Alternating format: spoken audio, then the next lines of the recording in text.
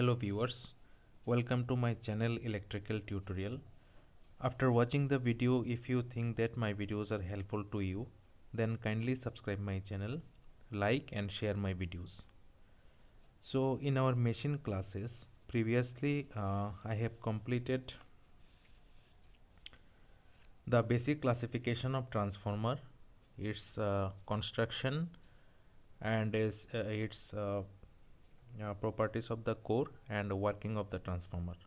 In today's video, we will study about the equivalent circuit and phasor diagram of transformer. तो equivalent circuit मतलब क्या है? Okay, first of all we have to know about the equivalent circuit. देखिए, ये जो transformer है, right, ये क्या है? ये जो रेक्टेंगुलर प्लेट आप देख रहे हैं, ये हो गया हमारा ट्रांसफार्मर का core, right.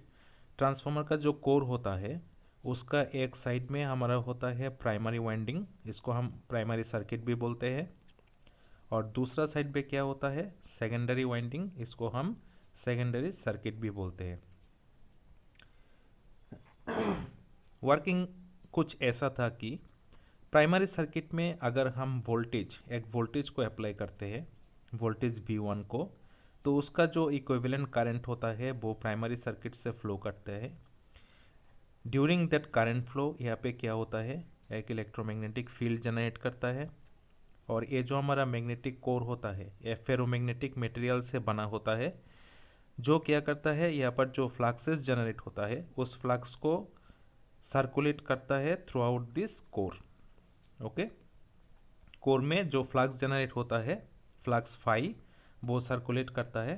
And during this flux circulation क्या होता है? हमारा जो सेकेंडरी सर्किट का जो वाइंडिंग होता है, वाइंडिंग का जो कंडक्टर है, कंडक्टर फ्लक्स को कट करता है, और according to Faraday's law of electromagnetic induction क्या होता है? सेकेंडरी साइड में हमारा ईएमएफ जनरेट होता है, right. That means across the secondary terminals we will get an EMF, that means voltage. इसीलिए ट्रांसफार्मर का जो काम होता है वो एक वोल्टेज लेवल से क्या करता है? दूसरी वोल्टेज लेवल में चेंज करता है, राइट. वोल्टेज को एक लेवल से दूसरे लेवल पे चेंज करता है. ओके, तो इसका देखिए, ये जो डायग्राम है, ये डायग्राम पे हमको कौन सा पैरामीटर मिलता है? फर्स्ट हम लोगों को मिला है जो इनपुट वोल्टेज है V1. इसके लिए हमने यहाँ पर लिखा है इनपुट वोल्टेज V1, राइट. उसके बाद हमको क्या मिला है? वो इनपुट वोल्टेज देने के बाद क्या होगा? वोल्टेज का जो इक्विवेलेंट करंट होता है वो करंट फ्लो करेगा प्राइमरी वाइंडिंग में, राइट.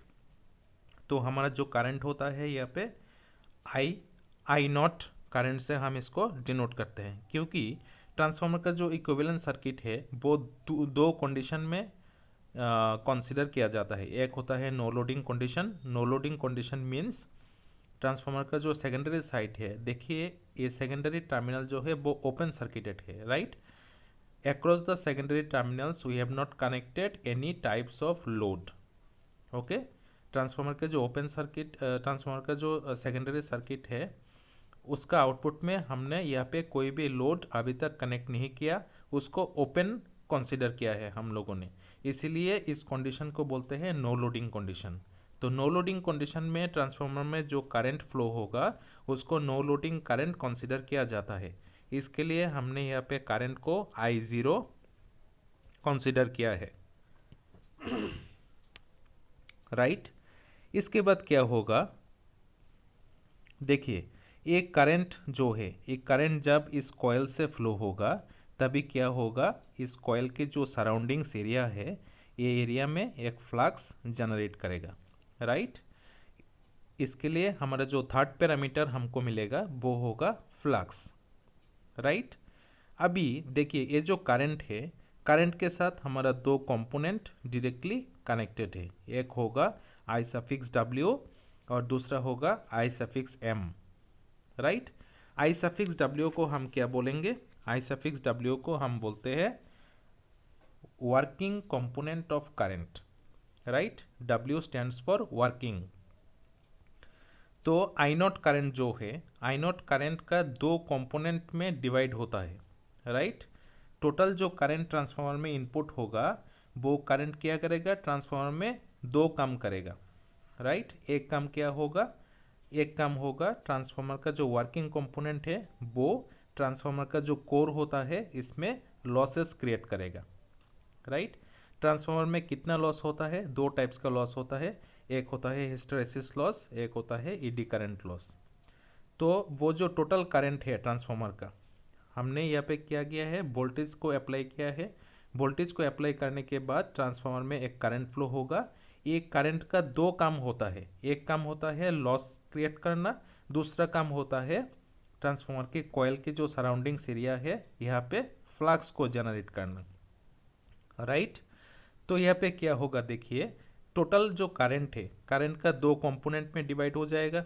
एक कंपोनेंट होगा आई सफिक्स डब्ल्यू, जिसको हम बोलेंगे working component of current, right. I suffix W को हम बोलेंगे वर्किंग कंपोनेंट ऑफ करंट।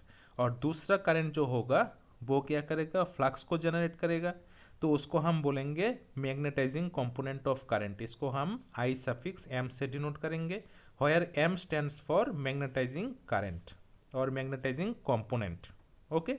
वो क्या करेगा, वो फ्लक्स को जनरेट करेगा। और जो वर्किंग कंपोनेंट ऑफ करंट होता है वो क्या करेगा, वो हिस्टैरिसीस और ईडी करंट लॉस को जनरेट करेगा, राइट। इसके बाद हमको क्या मिलेगा, इसको अच्छी तरह से समझना। देखो यहाँ पे हमने क्या किया है, इनपुट वोल्टेज V1 अप्लाई किया है हमारा फर्स्ट पैरामीटर। उसके बाद यहाँ पे क्या होगा, वोल्टेज का जो इक्विवेलेंट करंट है वो करंट फ्लो करेगा प्राइमरी वाइंडिंग में, राइट। प्राइमरी वाइंडिंग में जब करंट फ्लो होगा तो उसका सराउंडिंग्स एरिया में क्या होगा, फ्लक्स जनरेट करेगा, राइट। और ये हमारा जो कोर है, ये कोर होता है फेरोमैग्नेटिक मटेरियल से बना हुआ। फेरोमैग्नेटिक मटेरियल क्या करेगा, जो फ्लक्स जनरेट होगा उस फ्लक्स को सर्कुलेट करना स्टार्ट कर देगा, राइट। तो ये जो रेक्टेंगुलर कोर होता है हमारा, इस कोर में जब फ्लक्स सर्कुलेट करना स्टार्ट कर देगा तो यहाँ पे जो सेकेंडरी वाइंडिंग्स है, सेकेंडरी वाइंडिंग्स का जो कंडक्टर है यहाँ पे, वो कंडक्टर क्या करेगा, इस फ्लक्स को कट करेगा। दैट मीन्स फ्लक्स फ्लोइंग जो पाथ होता है, पाथ में एक कंडक्टर डिस्टरबेंस क्रिएट करेगा। तो डिस्टरबेंस क्रिएट मतलब यहाँ पे जो फ्लक्स होता है वो यहाँ पे कट करेगा। तो फ्लक्स जब कट करेगा तब according to Faraday's law of electromagnetic induction हमारा जो यहाँ पे सेकेंडरी टर्मिनल से यहाँ पे ईएमएफ E2 जनरेट होगा, राइट। इसीलिए हमारा जो लास्ट टर्म है वो है E2। मतलब इस सर्किट से हमको कितना पैरामीटर मिलता है हमने यहाँ पे लिखा है। फर्स्ट हमने वोल्टेज को अप्लाई किया, वोल्टेज को अप्लाई करने के बाद हमको करंट मिला, वोल्टेज का जो करंट होता है वो मिला। ये करंट का दो कंपोनेंट होता है, एक कंपोनेंट हिस्टैरिसीस लॉस और एडी करंट लॉस करता है जो वर्किंग कंपोनेंट के नाम से हम जानते हैं। दूसरा कंपोनेंट क्या करता है, फ्लक्स को जनरेट करते हैं जिसको हम मैग्नेटाइजिंग कंपोनेंट से जानते हैं। और एक कंपोनेंट क्या होता है, फ्लक्स, फ्लक्स जनरेट होता है। इसके बाद फ्लक्स जब सर्कुलेट करेगा तब सेकेंडरी वाइंडिंग के अक्रॉस फ्लक्स का कटिंग होगा। तो इसी बीच क्या होगा, सेकेंडरी टर्मिनल में ईएमएफ जनरेट होगा। तो ये सेकेंडरी सर्किट है, इसीलिए इसका ईएमएफ को हमने E2 से डिनोट किया है। या फिर 2 मतलब सेकेंडरी और 1 मतलब प्राइमरी, ओके। अभी यहाँ पे ध्यान से समझो यहाँ पे क्या होता है। यहाँ पे जो फ्लक्स, देखो यहाँ पे जो रेक्टेंगुलर एरिया है, रेक्टेंगुलर एरिया में फ्लक्स सर्कुलेट करता है। तो सेकेंडरी वाइंडिंग में जब फ्लक्स काट होगा यहाँ पे ईएमएफ जनरेट करेगा। अभी ये जो फ्लक्स है, ये फ्लक्स तो एक टाइम पे प्राइमरी वाइंडिंग में भी काट होगा ना, प्राइमरी वाइंडिंग में भी ये काट होगा during the circulation of this flux across the core, right. Core में क्या हो रहा है, चारों तरफ से जो फ्लक्स है वो सर्कुलेट कर रहा है। ड्यूरिंग दिस सर्कुलेशन एक टाइम पे क्या होगा, यहाँ पे जो प्राइमरी वाइंडिंग है, प्राइमरी वाइंडिंग में भी फ्लक्स काट होगा। उसी बीच क्या होगा, यहाँ पे भी एक ईएमएफ जनरेट करेगा जिसको हम E1 से डिनोट करते हैं, राइट। इसीलिए हमारा और एक पैरामीटर मिल जाता है E1। तो हमारा ट्रांसफार्मर का जो सर्किट है उसमें हम लोगों को ये 7 पैरामीटर्स 1 2 3 4 5 6 7 पैरामीटर्स हम लोगों को मिलता है। ट्रांसफार्मर का इसी पार्ट में हम इक्विवेलेंट सर्किट और जो फेजर डायग्राम होता है उसको स्टडी करेंगे। तो फेजर डायग्राम में ये जो 7 पैरामीटर्स है, ये 7 पैरामीटर्स को हम लोग ड्रॉ करेंगे फेजर डायग्राम पे। ओके, इससे पहले यहाँ पे हमने लॉस के बारे में डिस्कस किया है, तो इसको कंप्लीट करते हैं। देखो लॉस को पहले कंप्लीट करते हैं। देखो यहाँ पे जो हिस्टेरेसिस लॉस होता है, हिस्टेरेसिस लॉस का जो मैथमेटिकल फॉर्मूला होता है वो होता है eta into B max to the power 1.6 F into V, right. यहाँ पे ईटा क्या होता है? Eta means Steinmetz constant. Okay, eta क्या होता है? एक कांस्टेंट वैल्यू होता है। इसके बाद होता है B max to the power 1.6। यहाँ पे बी मैक्स मतलब क्या है? Maximum flux density, right. यहाँ पे कोर में जो फ्लक्स जनरेट होता है, ये फ्लक्स का जो मैक्सिमम डेंसिटी होगा उसी को हम बी मैक्स से कंसीडर करते हैं, राइट। इसीलिए जो बी मैक्स होगा उसको हम लिखते हैं मैक्सिमम फ्लक्स डेंसिटी, राइट। उसका पावर होता है 1.6। इसके बाद देखो यहाँ पे होता है small F which stands for supply frequency. तो ट्रांसफार्मर में क्या होता है, हम लोग ऐसी सप्लाई प्रोवाइड करते हैं तो उसका फ्रीक्वेंसी कांस्टेंट होता है इंडिया में जो 50 हर्ट्ज स्टैंडर्ड फ्रीक्वेंसी कंसीडर किया जाता है। ओके, और लास्ट जो पैरामीटर होता है वो होता है वी। सो वी मतलब क्या होता है? वी मतलब होता है वॉल्यूम ऑफ मटेरियल। मतलब यहाँ पे जो कोर होता है, ये कोर का जो वॉल्यूम होता है, ये वॉल्यूम को हम वी से डिनोट करते हैं। इसका मतलब क्या होता है? इसका मतलब ऐसा होता है कि जो हमारा हिस्टेरेसिस लॉस होता है, हिस्टेरेसिस लॉस फ्लक्स डेंसिटी के ऊपर डिपेंड करता है, फ्रीक्वेंसी के ऊपर डिपेंड करता है और वॉल्यूम ऑफ द कोर के ऊपर डिपेंड करता है। क्वेश्चन एग्जाम में ऐसा कुछ पूछा जाता है कि if we increase the frequency, that means supply frequency, then what will be its effect on hysteresis loss। तो यहाँ पे देखो, अगर हम लोग ईटा को कांस्टेंट कंसीडर करें, बीटा मैक्स को कांस्टेंट सॉरी ईटा को अगर कांस्टेंट यहाँ पे कंसीडर करें, तभी हमारा जो एक्सप्रेशन होगा उसको हम कैसे लिख सकते हैं? hysteresis loss will be directly proportional to beta max to the power b max to the power 1.6 f into v। that means hysteresis loss is directly proportional to frequency। तो अगर क्या होगा, फ्रीक्वेंसी अगर इंक्रीज होगा तो hysteresis loss भी increase होगा, and vice versa, means उल्टा भी हो सकता है, अगर फ्रीक्वेंसी डिक्रीज कर जाए तो हिस्टेरेसिस लॉस भी डिक्रीज करेगा, राइट। सो ये सब कंसेप्चुअल क्वेश्चन है, कॉम्पिटिटिव एग्जाम पे ये सब एमसीक्यू टाइप क्वेश्चंस पूछे जाते हैं। ओके, और दूसरा जो लॉस होता है कोर में, ट्रांसफार्मर में 2 टाइप्स ऑफ लॉस होता है, एक होता है हिस्टेरेसिस लॉस, दूसरा होता है एडी करंट लॉस। तो till now I have discussed about the hysteresis loss, now let's move to the eddy current loss. तो the formula of the eddy current loss is eta into b max square f square t square v, right। the basic difference is, in previous case the power of the flux density will be 1.6, and for eddy current loss the power of the flux density is square, right। इसके बाद आएगा हमारा frequency का square, right. इसके बाद T square V. तो यहाँ पे जो हमने प्रीवियसली डिस्कस किया है, हम ईटा के बारे में जानते हैं, बी मैक्स के बारे में जानते हैं, एफ मतलब फ्रीक्वेंसी उसके बारे में जानते हैं, वी मतलब वॉल्यूम ऑफ द मटेरियल उसको भी जानते हैं, और टी जो है, टी होता है lamination thickness, right. AD current loss को एडी करंट लॉस के रिगार्डिंग क्या होता है, ट्रांसफार्मर का जो कोर होता है उसको लेमिनेट करना पड़ता है ना, तो लेमिनेशन का जो थिकनेस होता है उसके ऊपर भी एडी करंट लॉस डिपेंड करता है। तो यहाँ पे एक इम्पोर्टेंट क्वेश्चन एग्जाम पे पूछे जाते हैं कि अगर फ्रीक्वेंसी को डबल कर दिया जाए तो एडी करंट लॉस कैसे चेंज होगा, राइट। तो यहाँ पे भी देखिए, यहाँ पे भी एक कांस्टेंट टर्म है, तो हम लोग यहाँ पे लिख सकते हैं eddy current loss will be directly proportional to B max square F square T square V. तो यहाँ से आप लोग देख सकते हैं कि फ्रीक्वेंसी का जो स्क्वायर है वो डायरेक्टली प्रोपोर्शनल है एडी करंट लॉस, राइट।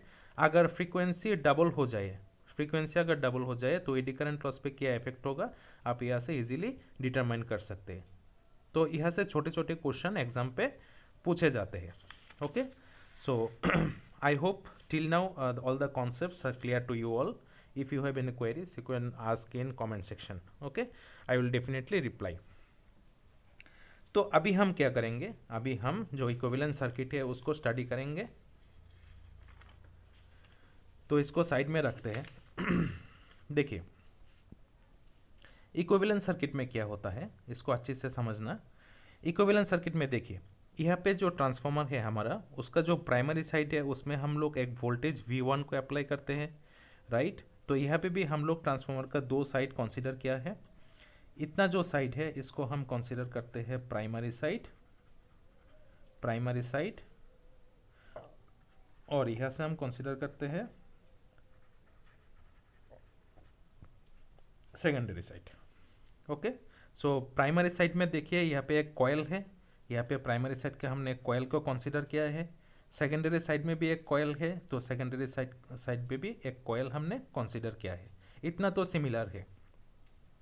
अभी देखिए क्या है, यहाँ पे जो प्राइमरी साइड है इसमें हम लोग एक वोल्टेज अप्लाई करते हैं ना, तो यहाँ पे भी हम लोग प्राइमरी का जो दो टर्मिनल है उसकी अक्रॉस एक वोल्टेज V1 को अप्लाई करेंगे।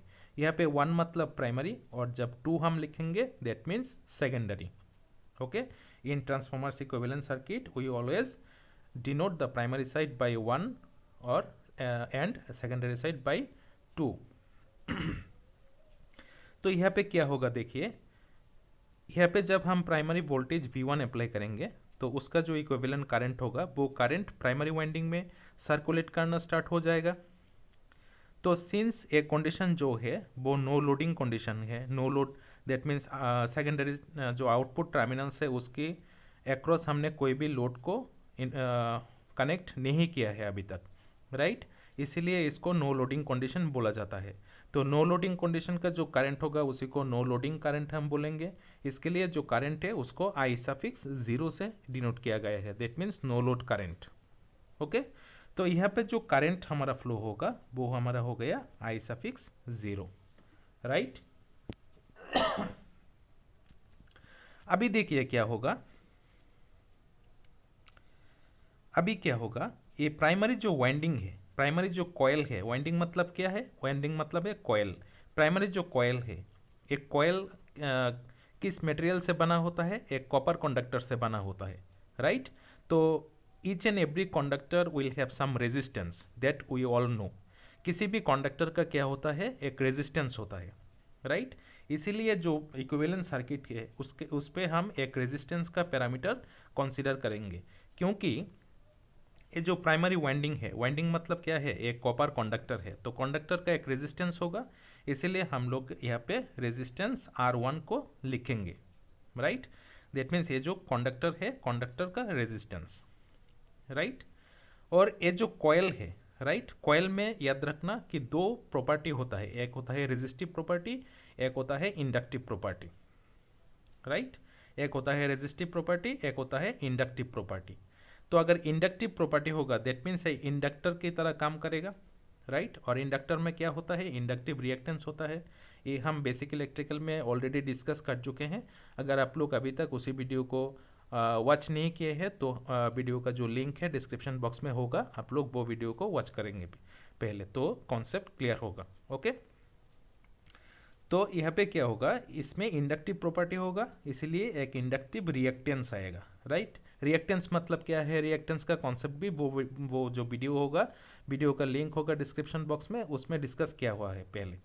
पहले आप लोग उसी को वॉच कीजिए तो कॉन्सेप्ट क्लियर हो जाएगा। ओके, तो ये जो कॉयल होता है, कॉयल का दो प्रॉपर्टी होता है, एक होता है रेजिस्टिव प्रॉपर्टी, एक होता है इंडक्टिव प्रॉपर्टी। इसीलिए हमने एक रेजिस्टर को कंसीडर किया है इक्विवेलेंट सर्किट में और एक इंडक्टर को कंसीडर किया है इक्विवेलेंट सर्किट में, राइट। इंडक्टर को जो रिएक्टेंस है उसको हमने यहाँ पे लिखा है।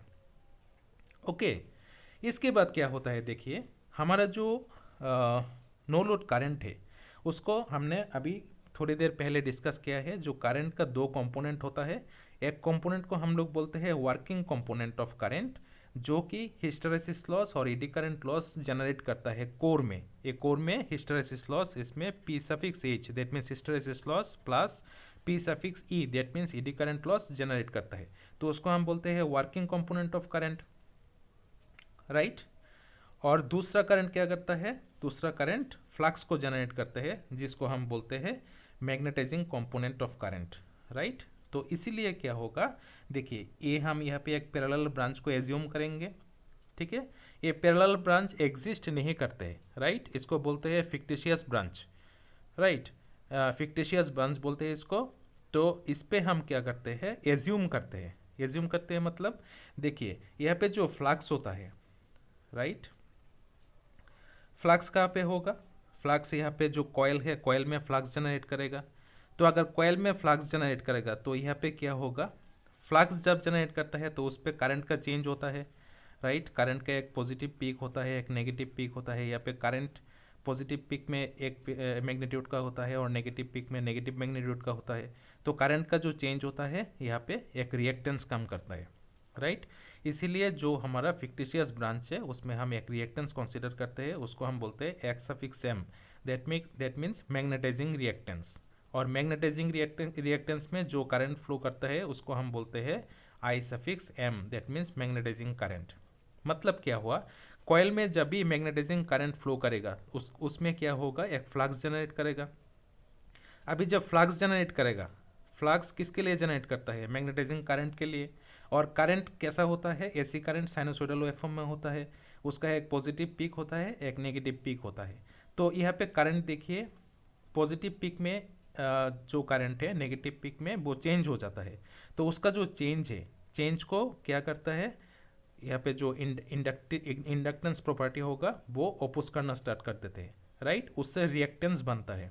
इसीलिए हम लोग क्या करते हैं, जो मैग्नेटाइजिंग करंट है उसके साथ एक मैग्नेटाइजिंग रिएक्टेंस कंपोनेंट को कंसीडर करते हैं, ओके। तो टोटल करंट जो आई नॉट है उसका दो कंपोनेंट हो गया, एक होता है मैग्नेटाइजिंग कंपोनेंट, एक होता है वर्किंग कंपोनेंट। सो दूसरे वाला जो ब्रांच है उसमें हम लोग एज्यूम करेंगे वर्किंग कंपोनेंट को।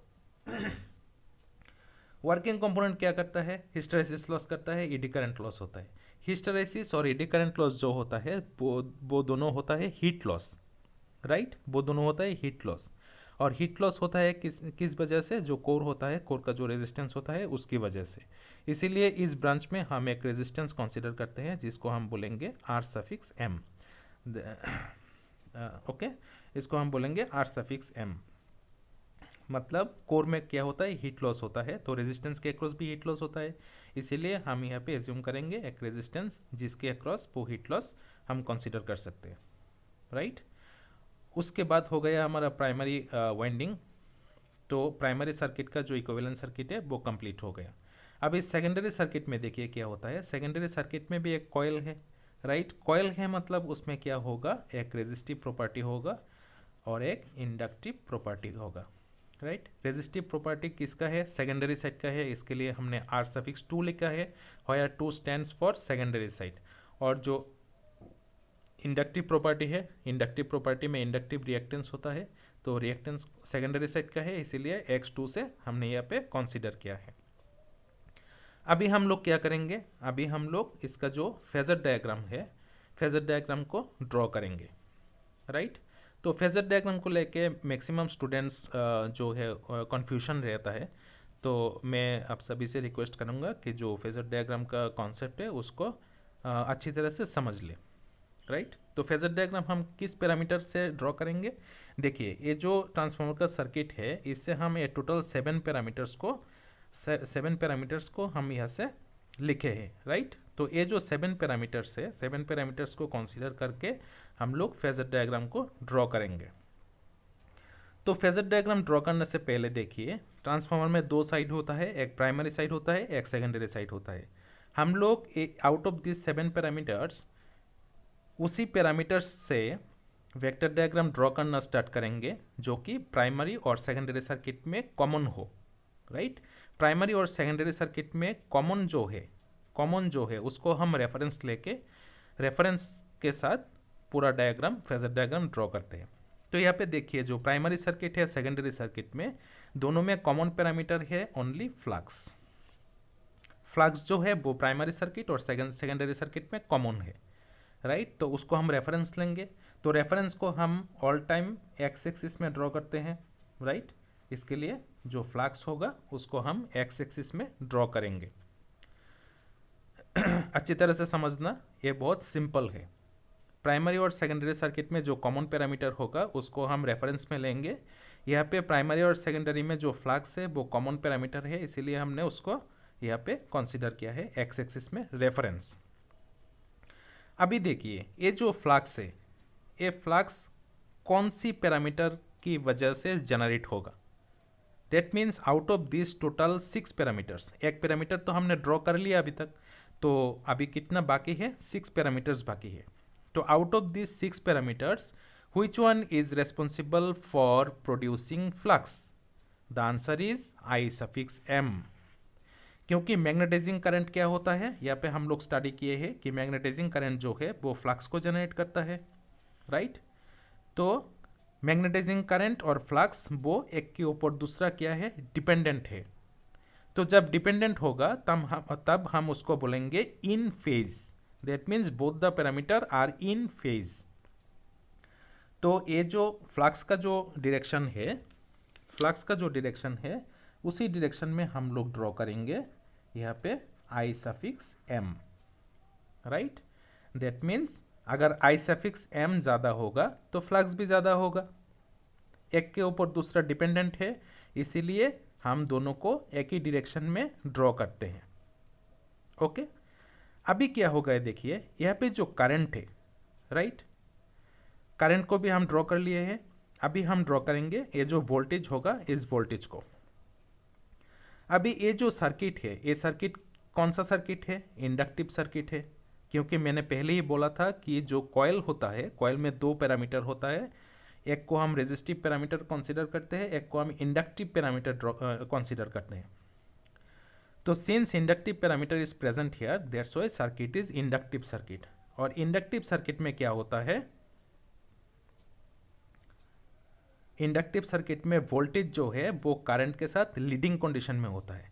लेगिंग और लीडिंग कंडीशन का जो कॉन्सेप्ट है उसको हम एक सेपरेट वीडियो में डिस्कस कर चुके हैं। अगर आप लोग वो वीडियो को अभी तक नहीं वॉच किए हैं तो उसका लिंक भी वीडियो के डिस्क्रिप्शन बॉक्स में होगा, वहाँ से आप लोग उस वीडियो को पहले वॉच कर सकते हैं। ओके, तो यहाँ पे जो करंट होगा, करंट के साथ जो वोल्टेज होगा, वोल्टेज को हम लीडिंग कंडीशन में लिखेंगे। लीडिंग मतलब करंट से आगे होगा वो, राइट, लीडिंग कंडीशन में होगा।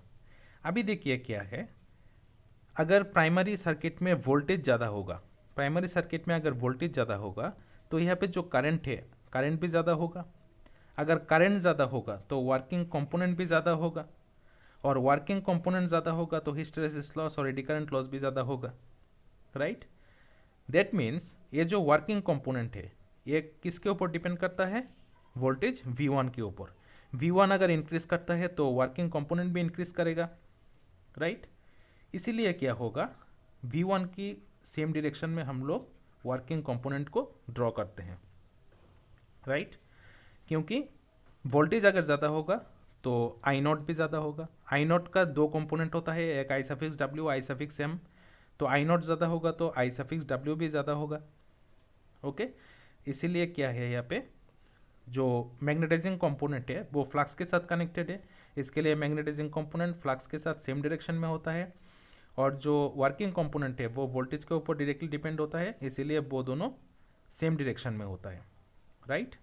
इसके बाद यहाँ पे हम लोग देखे हैं कि जो टोटल करंट जो होता है आई नॉट, उसका 2 कंपोनेंट होता है, एक होता है आई सफिक्स W और एक होता है आई सफिक्स M।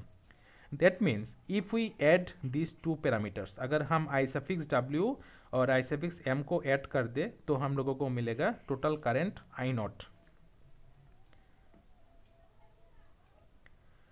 सो इसके लिए क्या होगा, इसके लिए अगर हम इसका वेक्टर समेशन लें, देखो यहाँ पर अगर इसका हम वेक्टर समेशन लें तो हम लोगों को मिल जाएगा आई नॉट। क्योंकि आई नॉट क्या है, summation of I suffix W and I suffix M। That's why if you consider the vector summation of this 2 parameter then we will get the value of no load current I naught, right.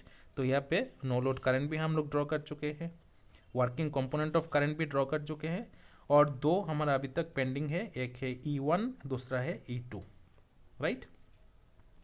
अभी यहाँ से समझे आप लोग अच्छी तरह से कि यहाँ पे जो वोल्टेज V1 हमने अप्लाई किया है, इसकी वजह से जो नो लोड करंट I0 यहाँ पे होगा no load current I naught की वजह से यहाँ पे फ्लक्स जनरेट करेगा, राइट। ये फ्लक्स जब सेकेंडरी जो वाइंडिंग है इसमें जब कट होगा तो क्या होगा, सेकेंडरी ईएमएफ E2 जनरेट करेगा। दैट मीन्स सेकेंडरी करंट जो E2 है, सेकेंडरी करंट जो E2 होगा, ये करंट किसकी वजह से जनरेट होगा, V1 की वजह से। क्योंकि अगर हम प्राइमरी वोल्टेज V1 को अप्लाई नहीं करते हैं तो E2 तो अगर V1 को अप्लाई नहीं करते हैं तो फ्लक्स जनरेट नहीं होगा, फ्लक्स जनरेट नहीं होगा तो क्या होगा, E2 जनरेट नहीं होगा। सो दैट मीन्स अल्टीमेटली E2 किसके लिए जनरेट होगा, वोल्टेज V1 के लिए।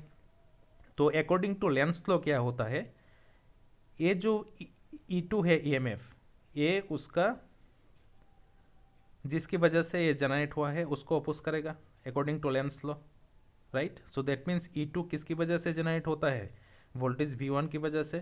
तो E2 डायरेक्टली V1 को अपोज करेगा। तो अपोज करेगा मतलब उसका 180 डिग्री डायरेक्शन में हम लोग E2 को ड्रॉ करेंगे। अपोज करेगा मतलब क्या होगा, उसका उल्टा होगा। ओके, अभी देखिए क्या होगा, कोर में अभी E2 हमारा हो गया और लास्ट E1। कोर में जो फ्लक्स है वो फ्लक्स कोर के जो रेक्टेंगुलर पाथ है उसी पाथ में फ्लो करेगा। और इसी बीच क्या होगा, जो प्राइमरी वाइंडिंग है, प्राइमरी वाइंडिंग का जो कंडक्टर टर्न होता है, राइट, ये टर्न टर्न क्या करेगा, जो फ्लक्स है उसको कट करेगा।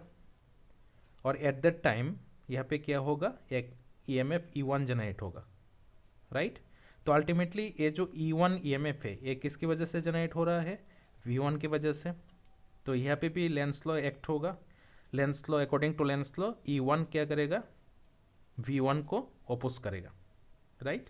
इसीलिए जो E1 का डायरेक्शन है वो भी हमारा V1 की ऑपोजिट साइड में होगा।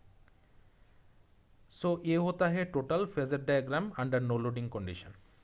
Okay, so I hope all of you have understand the total the concept of equivalent circuit and phasor diagram of transformer, single phase transformer under no loading condition.